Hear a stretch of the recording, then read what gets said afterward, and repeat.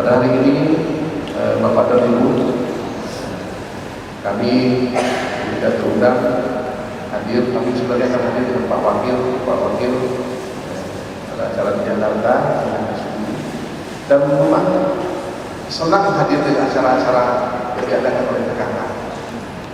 Pertama, acara yang menyenangkan, bagus acara di PKK ini.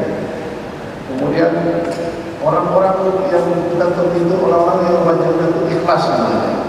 Solo yang berjuara, berkah, maju dan sejahtera. Ini disampaikan pada rapat koordinasi ini. Ini kenapa kita betul-betul menginginkan kota ini diberkahi oleh Allah.